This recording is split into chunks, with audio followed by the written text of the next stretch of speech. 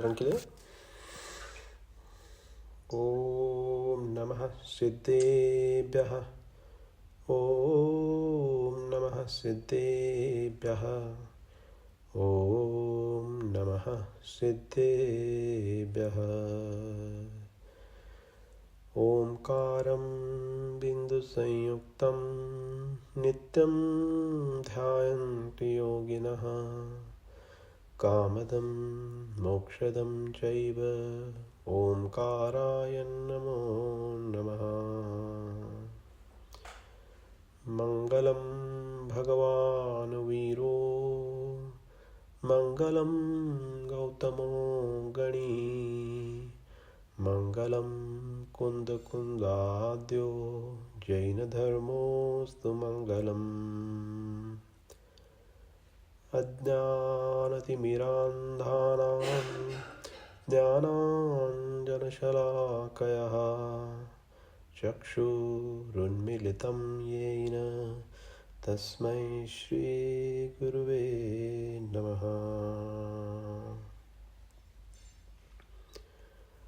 मुक्तामुक्तैकरूपो यः कर्मभिः संविदादिभिः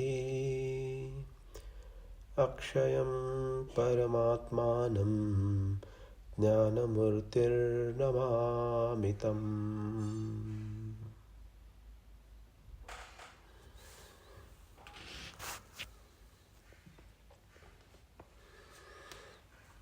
In our Swadhyay of Sri Swarup Sambodhan Granth by great Acharya Sri Akalank Dev, we had finished shlok number 15 last time,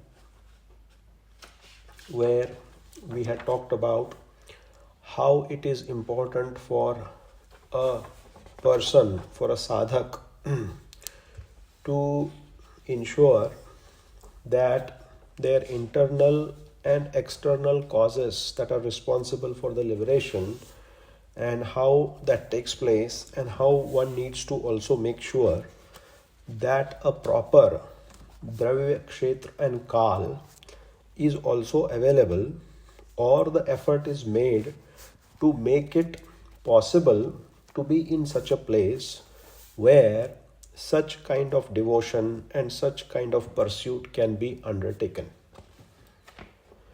So the discussion that we are having is about Samyak Charitra, how to achieve the liberation, यानी आत्म सिद्धि का उपाय है ना। इसी की सारी चर्चा जो है वो अपन यहाँ पे कर रहे हैं.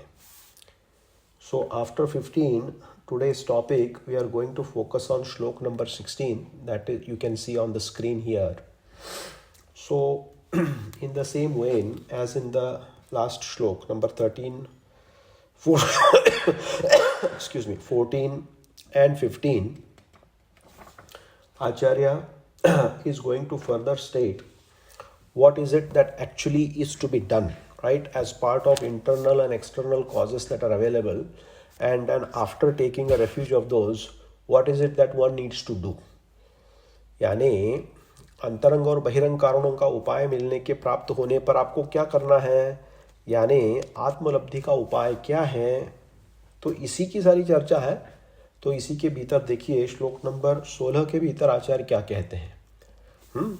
तो श्लोक नंबर 16 जो है उसको अपन यहाँ पढ़ते हैं. देखिए क्या कह रहे हैं.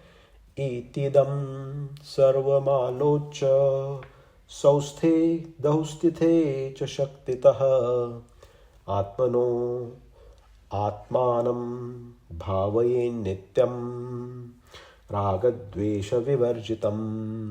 यहाँ पे तत्वम आया है, वो एक्चुअली गलत है.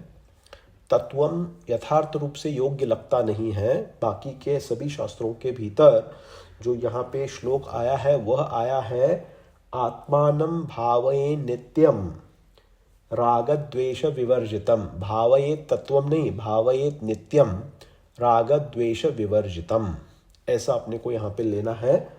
एक शब्द जो है तत्वम हटा के वहाँ नित्यम लगाना है. आत्मनो भावयेत नित्यम रागद्वेष विवर्जितम, है ना. तो देखिए यहाँ आचार्य अकलंक स्वामी क्या कह रहे हैं तो इसके भीतर वे कहते हैं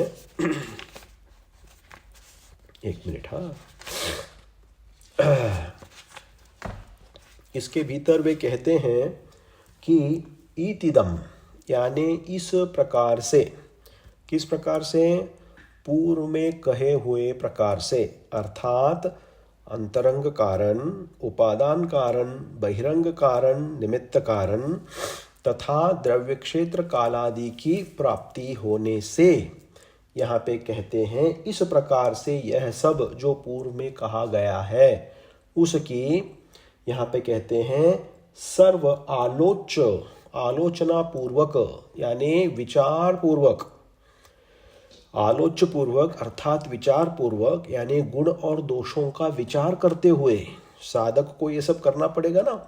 अंतरंग बहिरंग कारण को भी सुधारना पड़ेगा, बहिरंग कारण को भी सुधारना पड़ेगा, अंतरंग परिणामों को भी सुधारना पड़ेगा। तो इस प्रकार से ईतिदम सर्वमालोच्य, आलोच्य अर्थात सर्व विचार पूर्वक से जो पूर्व में कही हुई बात थी उसको लेकर क्या करे, सौस्ते दौस्थित है च शक्तितः, सौस्ते है यानी सुव्यवस्थित रूप से, यानी सुस्थिति में, यानी क्या, जो प्रॉपरली जो अनुकूल परिस्थिति अपने को प्राप्त होती है पुण्योदय से तिसमें, और दौस्थिति है, दौस्थिति यानी क्या, जो सुस्थिति नहीं है, दुस्थिति है। दुस्थिति यानी क्या, दुख रूप स्थिति है। देखो दुनिया के भीतर, जीवन के भीतर दोनों को ही अपने को सामना करता पड़ता है, अपने को सुस्थिति और दुस्थिति दोनों भी आती हैं। तो इसी को क्या अनुकूल और प्रतिकूल भी कहते हैं। तो यहाँ पे आचार्य देव कह रहे हैं इस प्रकार से सौस्थे यानी सुस्थिति यानी अनुकूलता में, दौस्ते दुस्थिति यानी प्रतिकूलता में, दोनों में भी च शक्तितः अपनी शक्ति के अनुसार, अपनी शक्ति पूर्वक क्या करें, आत्मनो भावयेत नित्यम, सदा के लिए नित्य रूप से अपने निज आत्म तत्व की भावना करनी चाहिए। कैसे करनी चाहिए, तो कहा राग द्वेष विवर्जितम, यानी राग और द्वेष को त्यागते हुए, राग और द्वेष का त्याग करते हुए साधक को अपनी शक्ति के अनुसार सदा ही आत्मनो भावयेत, आत्मा की भावना करनी चाहिए।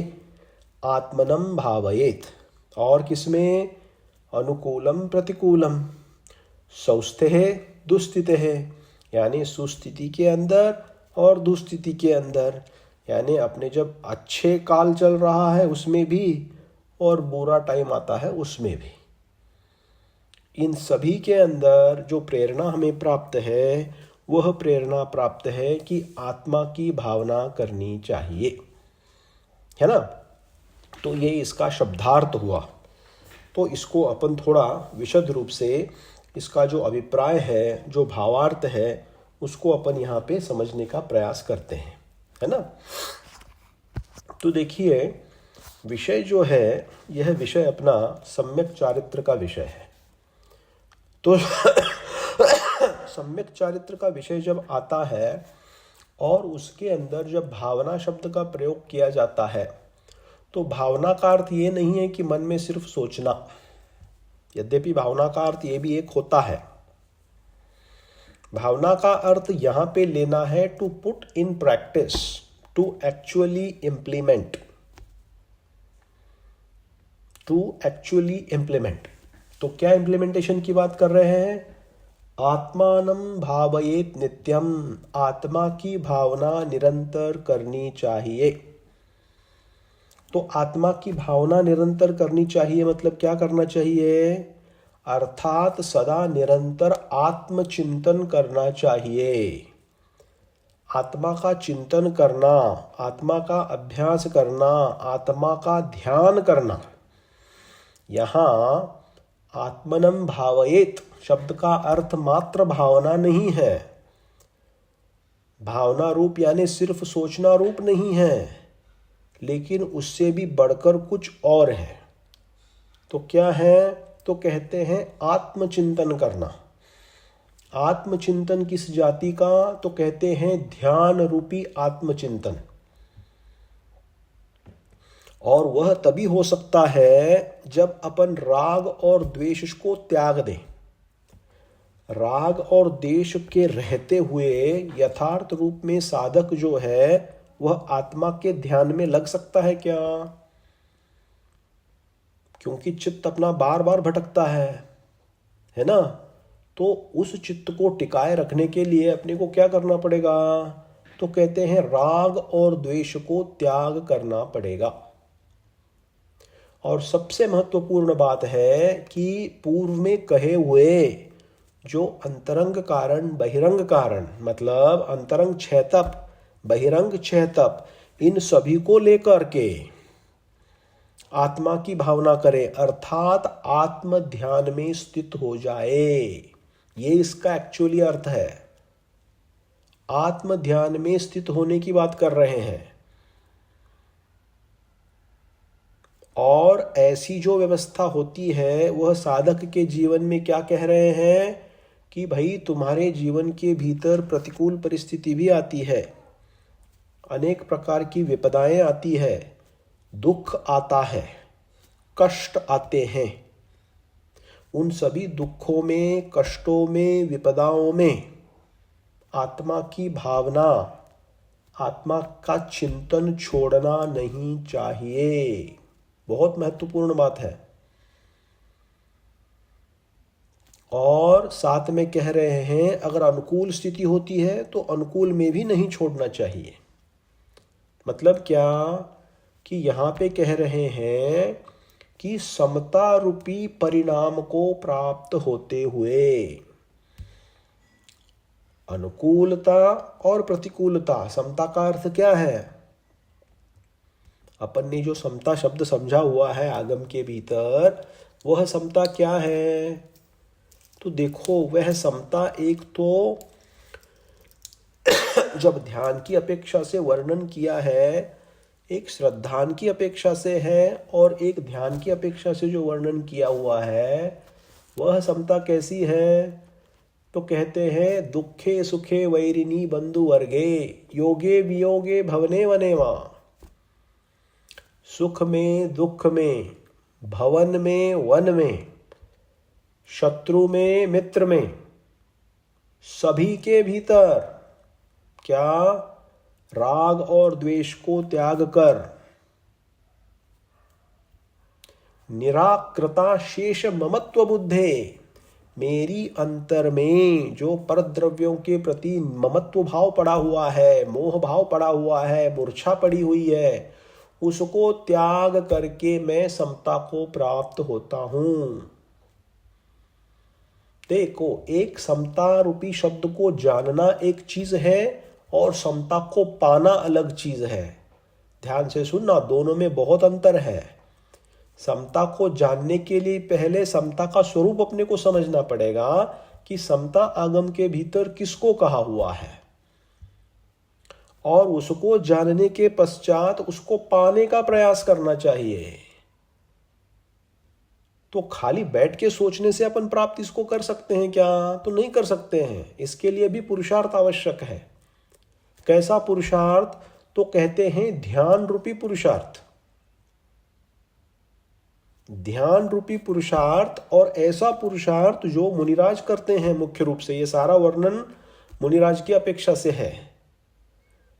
देखो, वे जब दीक्षा लेते हैं और दीक्षा लेके सभी परिग्रहों का त्याग करके जब वन में निकल जाते हैं, तो देखो उनके जीवन के भीतर कितने कष्ट के प्रसंग बनते हैं, कितना कुछ उनके जीवन के भीतर घटित हो जाता है।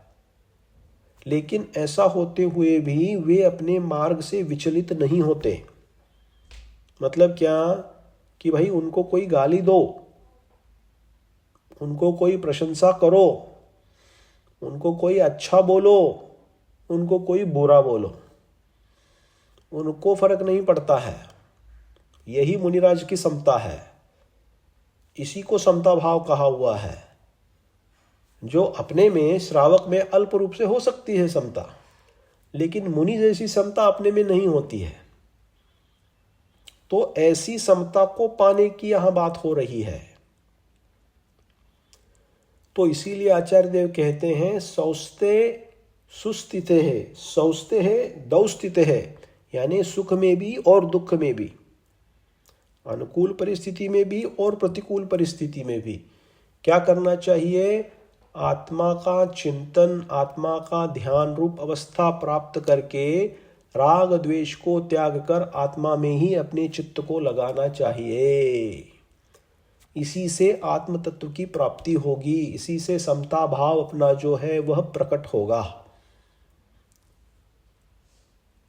और ऐसा अगर नहीं करते हैं तो क्या होगा? फिर शुभाशुभ रूप जो परिणाम है वह परिणाम चलते रहेंगे, उससे कर्मबंध होता रहेगा जीव को। तो यहां आत्मसिद्धि का उपाय बता रहे हैं ना। तो आत्मसिद्धि के उपाय का अर्थ क्या होता है? समता रूप परिणति की प्राप्ति होना, जिससे कर्म निर्जरा घटित होए, और कर्म निर्जरा के साथ में फिर मोक्ष मार्ग अपना जो है प्रशस्त होवे। यह बात मुख्य रूप से है ना। तो इसीलिए यहाँ पे समता की यहाँ बात कर रहे हैं। ऐसी समता अपने में अल्प होती है और मुनिराजों की मुख्य होती है, बहुत ज़्यादा होती है। क्योंकि उनका काम ही वो है कि समता में रहना। तो ये कैसा है? ये आचरण का अंग है। अपन समझ रहे हैं, समझ के उसको अपने को पाना है। We have to achieve it. Understanding is one part, realising it and achieving is another part. And that is where Acharya is saying here that one has to realize it, i.e. one has to achieve it. And that achievement comes through a lot of practice, जिसको अपन अभ्यास कहते हैं, और जिसमें मुनिराज हमेशा देखो वो ध्यान में लगे रहते हैं। तो ध्यान का अभ्यास बार बार होना चाहिए, क्योंकि दुख में भी इसका अभ्यास करने का अभ्यास होना चाहिए, क्योंकि वो नहीं हुआ तो दुख आया तो ये सब छूट जाता है। सिंपल एग्जाम्पल ले लो, जब अपन बीमार पड़ते हैं तब अपने ध्यान कहीं लगता है क्या? कैसे अपन बेचैन हो जाते हैं। We get irritable, we get frustrated, we get mad, and we are not able to focus on one thing when we get sick. That is one simple example. Like that there are so many of them. So here the inspiration that is being given to us is even in both these conditions, when one is healthy and one is not so healthy. In both conditions they are saying one has to profess their devotion to the soul. यानी आत्म तत्व का चिंतन जो है वह चिंतन हमेशा करना चाहिए, ऐसा बोल रहे हैं यहाँ पे। अब देखिए इसके भीतर मुख्य रूप से क्या है। मुख्य रूप से बात यह बताई है कि इसको पाने के लिए क्या करना है। तो देखो यहाँ कह रहे हैं राग द्वेष विवर्जितम। राग और द्वेष को त्यागने पर ही आत्मा की भावना भाई जा सकती है। राग द्वेष को त्यागना अपने लिए एक अपेक्षा से होता है। श्रावक के जीवन में इसको घटित करोगे तो एक अपेक्षा से घटित होता है। पूर्ण रूप से कहाँ घटित होगा? तो मुनिराज के जीवन में होगा घटित, है ना। श्रावक के जीवन में संज्वलन कषाय का क्षयोपशम जब हो अनंतानुबंधी कषाय का जब क्षयोपशम होगा, या फिर जो व्रती जीव होगा तब अप्रत्याख्यान वर्ण कषाय का जब क्षयोपशम होगा, तब अल्प रूप से चारित्र प्रकट होगा वहां पे जहां अप्रत्याख्यान वर्ण कषाय का क्षयोपशम है। और जहां पे अनंतानुबंधी का भी जो क्षयोपशम है तो वहां पे किसी अपेक्षा से प्रशम रूप सुख की प्राप्ति होती है, ऐसा कहा हुआ है। तो वहां पे अल्प की मात्रा में श्रावक के मन में, श्रावक के जीवन में घटित हो सकता है। अगर वह प्रयत्न करे तो you got to try for it. It's not just going to come in your lap because you are reading something and you are just doing swadhyay. It's not. It's only a very initial part of all this. But मुनियों के जीवन में मात्र संज्वलन कषाय होता है, प्रत्याख्यान कषाय भी चली जाती है उनकी। तो यथार्थ रूप से समता जो उनकी होती है वैसी अपनी नहीं होती। तो उसके लिए राग द्वेष को अपने को त्याग करना पड़ेगा। तो देखो आगम क्या कहता है, राग द्वेष का त्याग कब होता है? सिर्फ खाली मुंह पे बोलने से नहीं होता है मेरा राग द्वेष नहीं है, मेरा राग द्वेष नहीं है। बहुत बार अपन बोलते हैं मेरा किसी से राग द्वेष नहीं, राग द्वेष नहीं।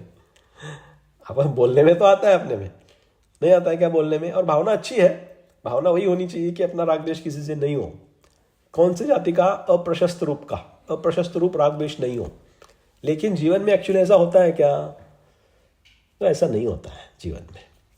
और यहीं पे सबसे महत्वपूर्ण बात जो अपने को समझनी है वह है संयम का, द रिस्ट्रेंट, द संयम। जब तक जीवन के भीतर व्यक्ति चारित्र का अंगीकार नहीं करेगा वह राग द्वेष के ऊपर विजय नहीं प्राप्त कर सकता। यह सिद्धांत का नियम है। क्या कहा? जब तक व्यक्ति चारित्र का अंगीकार नहीं करेगा, संयम का अंगीकार नहीं करेगा, तब तक वह राग द्वेष के ऊपर विजय प्राप्त नहीं कर सकता। यह सिद्धांत है। कैसे? तो कहते हैं जो हमारे मुनिराज हैं सम्यक दर्शन की प्राप्ति के पश्चात रत्नत्रय की मोक्ष मार्ग की एकता बनाने के लिए वे सम्यक चारित्र को अंगीकार करते हैं। तो सम्यक चारित्र को क्यों अंगीकार करते हैं? तो कहते हैं राग द्वेष चरणम प्रतिपद्यते साधु, राग द्वेष परिहरणात्, राग द्वेष को जीतने के लिए चारित्रम प्रतिपद्यते साधु, चारित्र का अंगीकार साधु करते हैं। किसके लिए? राग द्वेष को जीतने के लिए। तो जब तक जीव चारित्र का अंगीकार नहीं करेगा जीवन के भीतर, तब तक उसे क्या नहीं होगा? वह राग द्वेष को जीत नहीं सकता। तो राग द्वेष जीतने का जो क्रम है वह भी क्रम से चलता है। अनंतानुबंधी को पहले जीतो, सम्यक दर्शन प्राप्त करो, फिर अप्रत्याख्यान वर्ण, प्रत्याख्यान वर्ण को जीतो, सकल संयम प्राप्त करो, और फिर अंत में संज्वलन कषाय को भी जीतो। तो ये सब मालिका है पूरी इसकी, स्टेप बाय स्टेप प्रोसेस है पूरा। लेकिन जब तक चारित्र का अंगीकार नहीं होता तब तक यहां मोक्ष को प्राप्त होने लायक राग द्वेष का त्याग अपन नहीं कर सकते, या फिर उसको अपन प्राप्त नहीं कर सकते। इसीलिए संयम को स्वीकार करना पड़ेगा। तो आत्मसिद्धि का मुख्य उपाय क्या बताया? आत्म ध्यान बताया।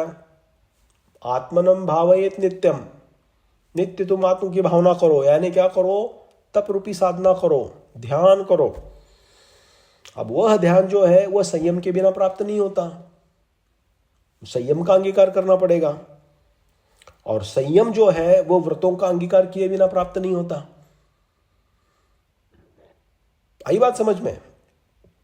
तो व्रतों का अंगीकार करने से संयम की प्राप्ति होती है, और यह संयम जो है वह आत्म ध्यान में साधक बनता है, और उससे जो है वह साधक जो है राग द्वेष के ऊपर विजय पा सकता है और अपने आत्म ध्यान को वो पा सकता है। ऐसा अपने को यहां समझना है। ठीक है? तो यहां पे कह रहे हैं कि आप जो है देखो, आत्मा जो होती है ना, हमारा जो सोल है, the soul entity that we have, right, हमारा जो आत्म तत्व है, जो आत्मा है, उसकी जो शक्तियां जो बताई हैं, देखो आत्मा के भीतर दोनों भी शक्तियां हैं। एक स्वभाव शक्ति है और दूसरी विभाव शक्ति है। इसी को गुण भी कहा हुआ है, स्वभाव गुण और विभाव गुण। आपने शब्द सुने होंगे ये। जब आत्मा का अपने स्वभाव का गुणों के अनुसरण से परिणमन होता है तो वह स्वभाव में चला जाता है, और जब स्वभाव के अनुरूप उसका परिणमन नहीं होता है तब वो विभाव भाव में चला जाता है। देखो ये याद रखना, संसारी अवस्था के भीतर जब तक कोई भी जीव है तब तक उसके भीतर ये दोनों ही शक्तियां पाई जाएंगी अभिव्यक्ति के रूप में।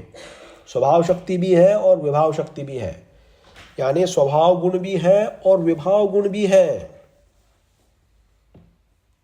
तो जिस जिस रूप से वह परिणमन करेगा वैसा वैसा वो उसका फल पाएगा।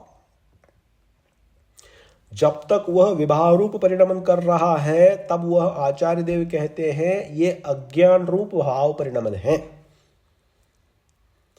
क्या है? अज्ञान रूप भाव परिणमन है। और अज्ञान रूप भाव परिणमन का जो फल है वह फल उसको पाप रूपी कर्मों का संचय कराता है। तो ये वैभाविक शक्ति और स्वभाव शक्ति दोनों ही विद्यमान है अपनी आत्मा के भीतर। अगर आप ऐसा नहीं मानोगे तो फिर आपको यह स्वीकार करना पड़ेगा कि आत्मा कोई गलत चीज करती नहीं है। किसी ने कहा कि भाई मेरे में वैभाविक शक्ति नहीं है, स्वाभाविक शक्ति ही है, मैं तो शुद्ध ही हूं, ऐसा किसी ने एकांत से कह दिया तो देखो वह दृष्टि जो है वह पूर्ण रूप से सही नहीं है, दोषपूर्ण है। क्योंकि अगर ऐसा मानने से फिर प्रश्न उत्पन्न होता है कि आत्मा फिर गलत कुछ कर ही नहीं सकती है। तो वैभाविक परिणाम अगर कर नहीं सकती है तो आत्मा अभी संसार में क्यों है? आत्मा को कर्मबंध क्यों लग रहा है? आत्मा अपने संसार को घटाने के बजाय बढ़ा क्यों रहा है? ये सारे के सारे प्रश्न उपस्थित हो जाएंगे अगर वैभाविक शक्ति को आपने नकार दिया तो इसीलिए तो अपन स्वाध्याय कर रहे हैं कि भाई अपन वैभाविक शक्ति को समझें, स्वभाव शक्ति को समझें और विभाव को तज के स्वभाव में आ जाए।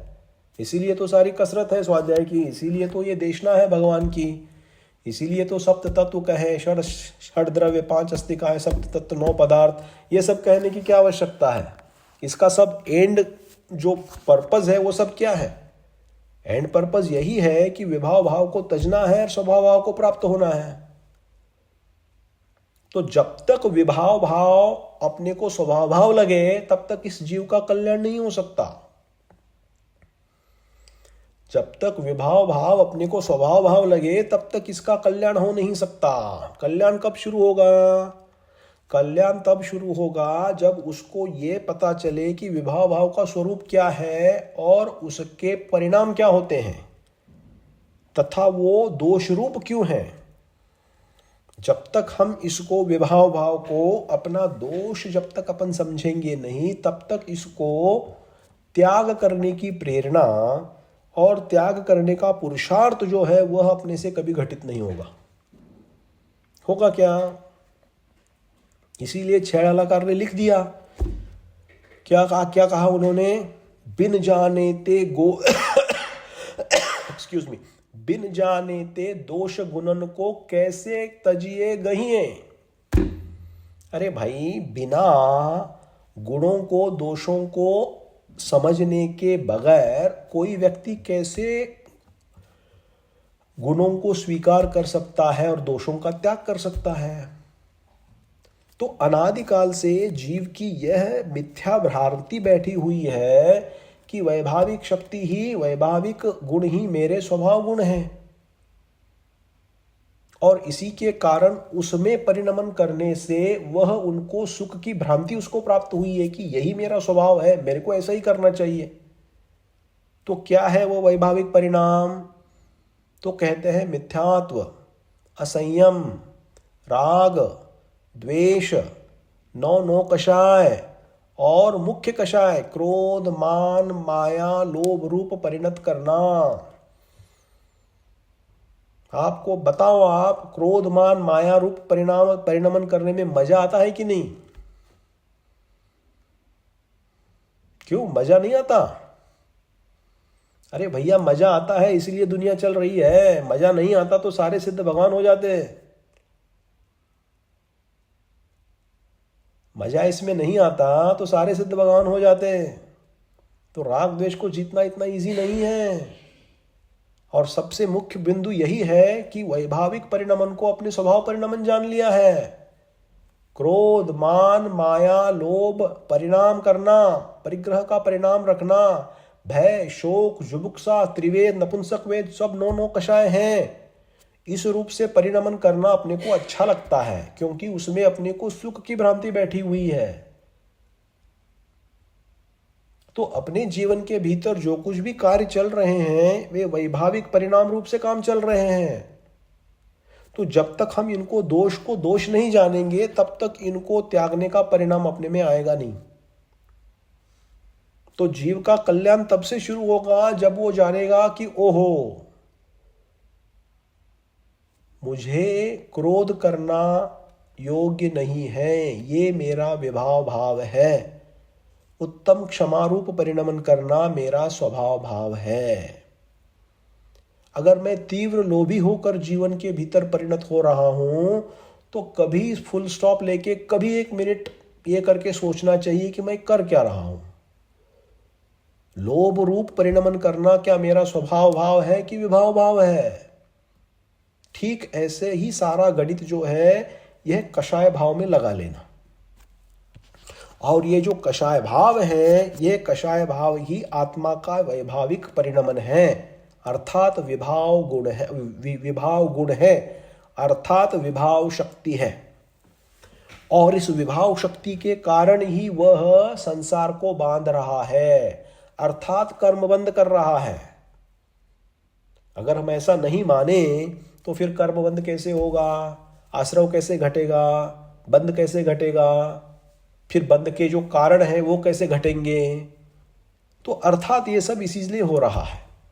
और जब जिनेंद्र देव की शरण में आकर, जिनवानी माता के शरण में आकर, वीतरागी गुरुओं के शरण में आकर हम जब तत्व का सच्चा स्वरूप पहचानने लगते हैं, तब अपने को पता चलता है कि अनादिकाल से जो मेरी धारणा थी कि यह सब करना मेरा स्वभाव है, यह सब करना मेरे लिए उपकारी है, योग्य है, तब हमने को पता चलेगा कि ये तो बहुत बड़ा महान दोष चल रहा है अपने जीवन के भीतर। ये कब अपने को पता चलेगा? जब हमें जिनवानी माता की शरण में जब अपन ग्रहण करते हैं, शरण में आते हैं, और जो बताए गए जो तत्व हैं उन तत्वों के भीतर अपनी यथार्थ रूप से जब श्रद्धा जगती है, तब अपने को यह भाव आने लगता है कि हाँ, आत्मा के भीतर विभाव शक्ति भी है और स्वभाव शक्ति भी है।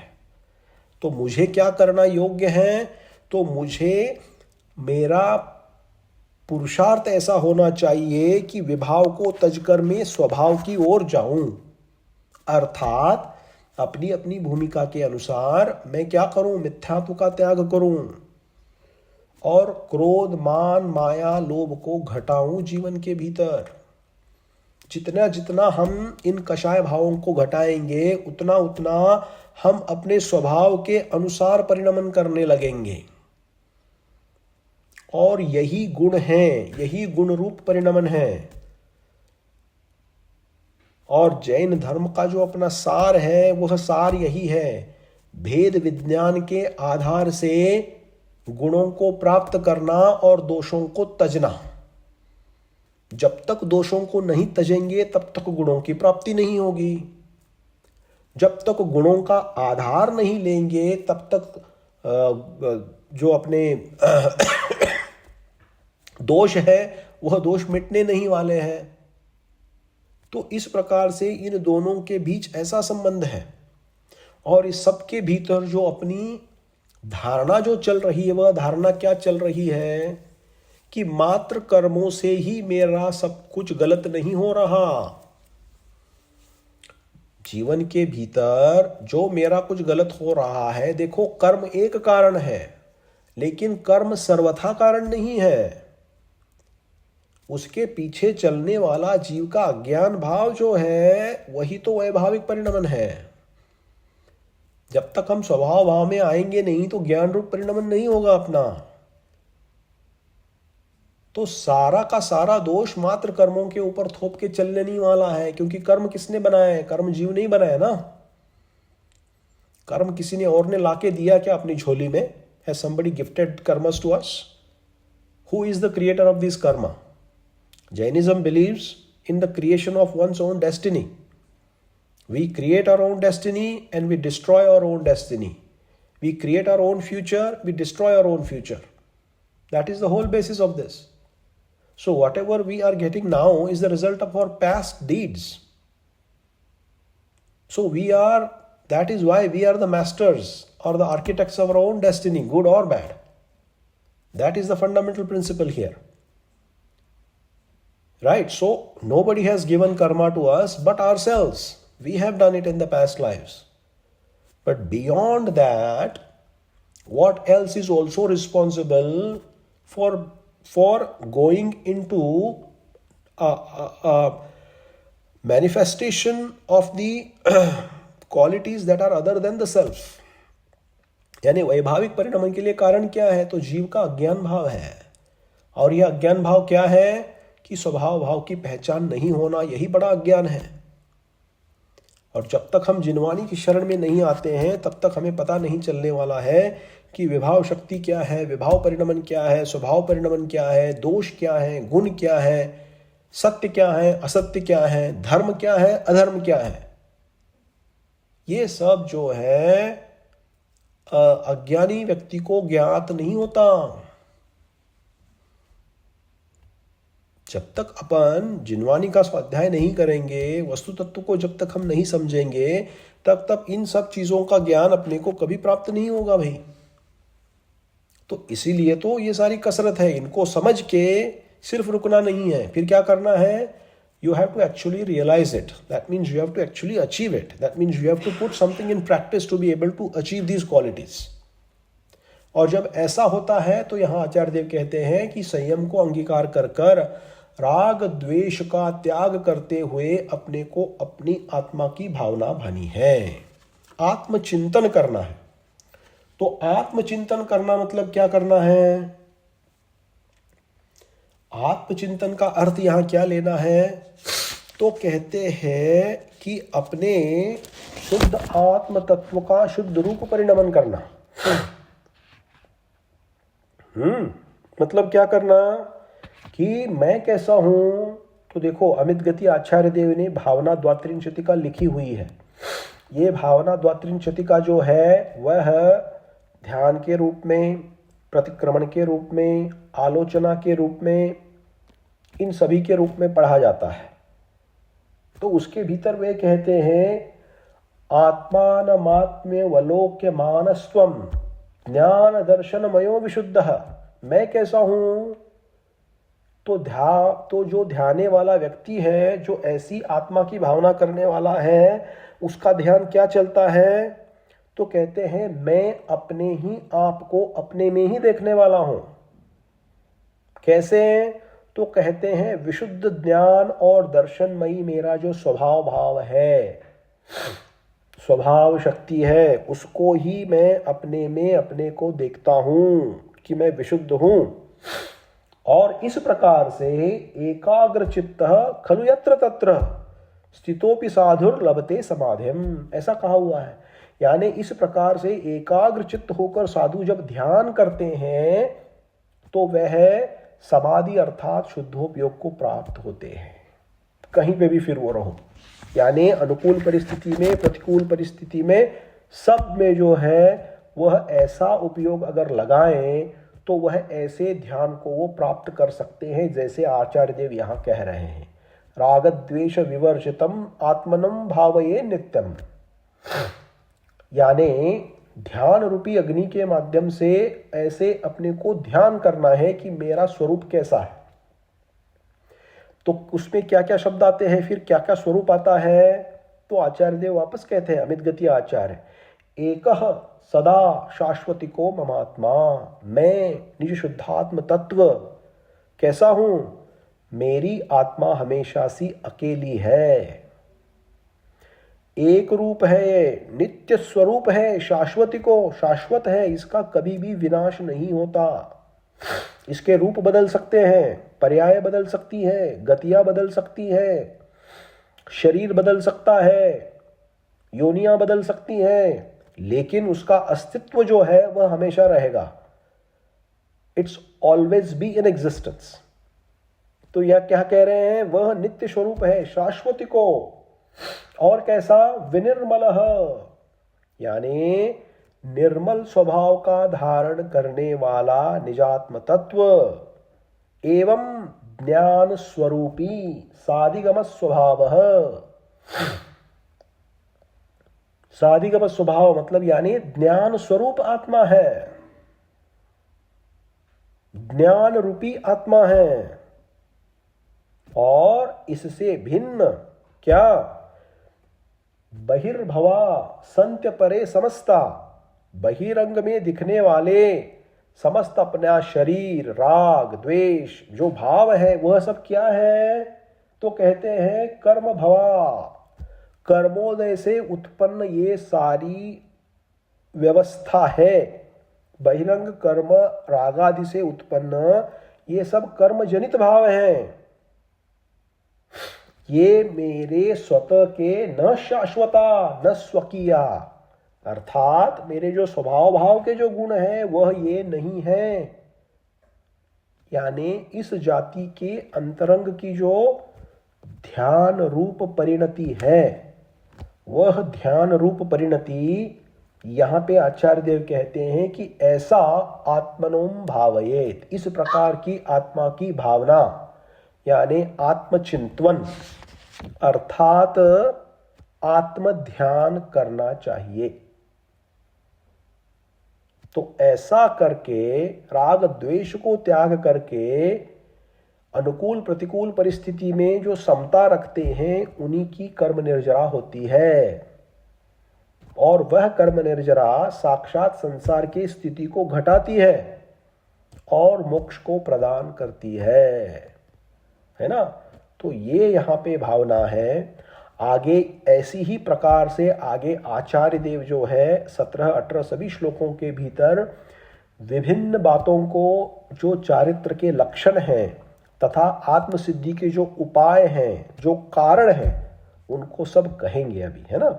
तो इस प्रकार से देखिए 16 नंबर का श्लोक जो है अपन ने आज कर लिया है। तो अपना अभी समय हो गया, यहाँ पे अपन यहाँ विराम लेते हैं और 2 मिनट के लिए किसी को कोई प्रश्न है, शंका है तो अपन कर सकते हैं, है ना।